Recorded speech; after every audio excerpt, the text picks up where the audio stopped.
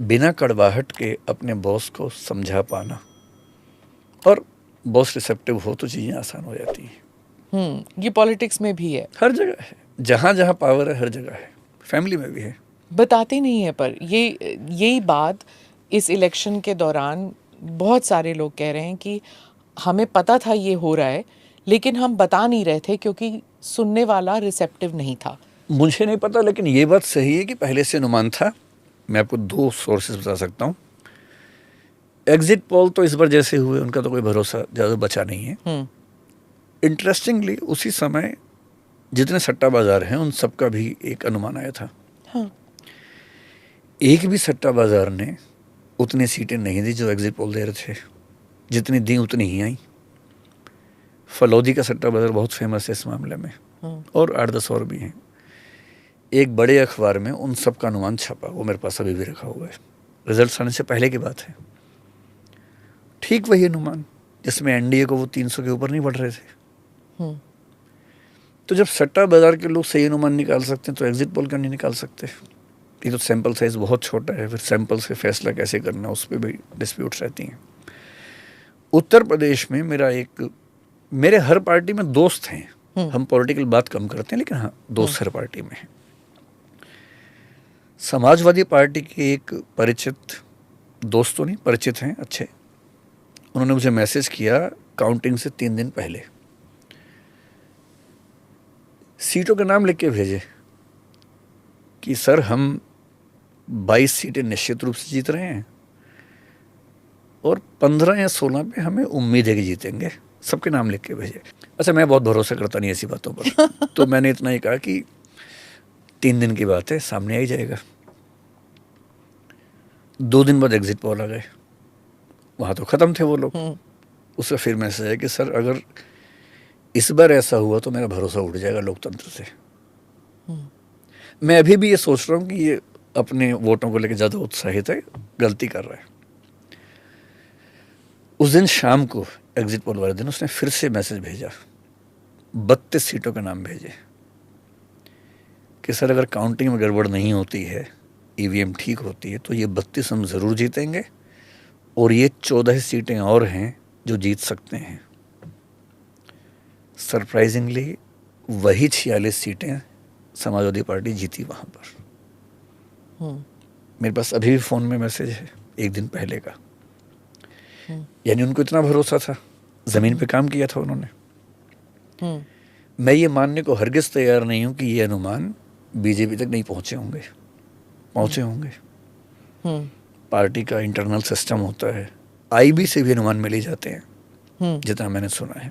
हाँ, पता होगा, लेकिन इलेक्शन में क्या होता है कि जब आपको अनुमान हो भी जाए कि सीटें कम आ रही हैं, आप कह नहीं सकते ये बात। पर ये आप पोलिंग की बात कर रहे हैं। हाँ, ये उसके बाद की बात। हाँ, लेकिन पोलिंग के दौरान भी जब वो संविधान बदल देंगे वाला मसला जब चला था, और वो खासकर फर्स्ट टाइम वोटर्स, ये अयोध्या से शुरू हुआ था ये मसला। हाँ, जो वहाँ के उम्मीदवार थे लल्लू सिंह, शायद सबसे पहले उन्होंने ये बात कही थी कि संविधान बदलेंगे। हाँ, वो भारी पड़ा, बहुत भारी पड़ा वो तो। और अब इस इलेक्शन के बाद प्रॉबेबली ये पहला इलेक्शन होगा जहाँ पर सोशल मीडिया ने, मतलब हमने सोचा था कि इससे पहले वाला इलेक्शन जो है 2019 का, सोशल मीडिया ने बहुत इंपॉर्टेंट रोल प्ले किया था। 2014 के बारे में कहा जाता था कि बीजेपी जो है उसने काफ़ी सारे सीट्स सिर्फ सोशल मीडिया के बलबूते जीते थे, बिकॉज उस time social media was the only Avenue available for mister Modi, क्योंकि ट्रेडिशनल मीडिया ने लिटरली मोदी जी को दरकिनार किया हुआ था। 2014 का वो था। 2019 में सोशल मीडिया का बहुत अहम रोल था, लेकिन 2024 में एक अयोध्या फैज़ाबाद का वहाँ से जो बात चली वो आग की तरह फैली पूरे देश में। So I think social media is something to be watched, कि इतना स्ट्रॉन्ग रोल प्ले कर रहा है। और वो यूट्यूबर्स भी जिन्होंने वो मैसेज एम्पलीफाई किया बहुत लोगों ने। सो इसके आप क्या देखते हैं कि ये डेंजर है कि ये इट नीड्स करेक्शन?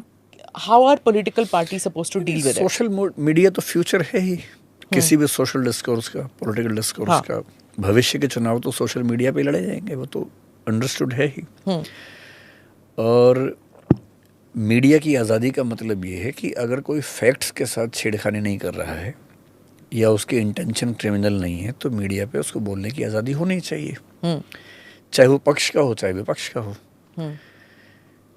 इस बार जो संविधान बदल देंगे वाला मतलब नारा कहें, जुमला कहें, बातचीत कहें जो चली, उससे ये मैसेज कन्वे हुआ कि रिजर्वेशन खत्म होगा। हालांकि ये बात शायद थी नहीं और बीजेपी ने बार बार कही कि ऐसा कुछ नहीं होगा, पर पॉलिटिक्स तो परसेप्शन पे चलती है। अगर एक आम आदमी के मन में ये परसेप्शन बैठ गया कि रिजर्वेशन खत्म कर देंगे लोग, आरक्षण हटा देंगे, संविधान बदल देंगे। अच्छा, संविधान कैसे बदला जाता है जनता को ना पता है ना उसको रुचि है। संविधान बदलने के लिए 400 सीटें चाहिए ही नहीं, 355 ही काफ़ी हैं उसके लिए, तो वो तो सामान्य सी बात थी। परसेप्शन पे पॉलिटिक्स चलती है और ये परसेप्शन ठीक ठाक, कम से कम उत्तर प्रदेश में तो ठीक से बना परसेप्शन। कुछ और राज्यों में बना होगा लेकिन उत्तर प्रदेश में तो विजिबली दिख रहा था। राजस्थान में मेरा अपना अनुमान ये है कि वहाँ की जो पॉलिटिकल डेवलपमेंट थी उनसे नाराजगी ज़्यादा थी, लोकल वाली। यही हरियाणा में भी था। संविधान बदल देंगे वाली फीलिंग उत्तर प्रदेश में मेरे ख्याल से ज़्यादा रही और बिहार में नहीं थी। बिहार में दरअसल वो चीज़ें इस तरह से मिक्स थी कि आरक्षण वहाँ पे तो बहुत इम्पोर्टेंट होता है। हाँ, लेकिन मतलब लोगों को ये भरोसा है कि नीतीश कुमार है तो आरक्षण पे तो हमला नहीं ही होगा और यदि सेंटर के साथ कनेक्टेड है तो सेंटर के फंड्स भी मिल जाएंगे, तो मेरे ख्याल से ये भरोसा वहाँ पर काम कर रहा था। अच्छा, उत्तर प्रदेश में वो भरोसा इस बार उतना काम नहीं कर रहा था। और अगर आप थोड़ा सा वहाँ की डेमोग्राफी को देखें तो बात समझ में आए। जैसे अयोध्या को लेकर लोग कहते हैं कि ऐसा कैसे हो गया, मंदिर बना वहाँ ऐसा, हालांकि फैजाबाद एनीवे सीट तो फैजाबाद है ना, उसमें से 5 में से 1 हिस्सा अयोध्या का है, सीट तो फैजाबाद है। फैजाबाद के आसपास की लगभग सभी सीटें समाजवादी पार्टी ने जीती हैं, तो ये मामला किसी एक सीट का है नहीं आमतौर पर, चाहे वो बस्ती की तरफ जाए या और 1-2 सीटें जो वहाँ पर आसपास हैं, अम्बेडकर नगर वगैरह, वो भी बीजेपी हारी ही है। अब वहाँ का डेमोग्राफिक अगर इंडेक्स देखें, अगर मैं ठीक याद कर पा रहा हूँ, वहाँ ओबीसी 22% हैं, दलित 21% हैं, मुस्लिम 18% हैं, तीनों मिला के 61% हो जाते हैं, 60 के आसपास हैं। ओबीसी वोट्स समाजवादी पार्टी के हैं ही, माना जाता है कि मिलेंगे। दलित वोट मिल जाएं इसके लिए उन्होंने एक दलित उम्मीदवार को खड़ा किया, जो कि नॉन रिजर्व सीट पे खड़ा करना बहुत रेयर इंसिडेंट है। अवधेश जी को खड़ा किया जो दलित वर्ग से आते हैं, उसमें पासी समाज से आते हैं और पासी पॉपुलेशन अयोध्या वाले इलाके में दलित समाज में सबसे ज़्यादा है।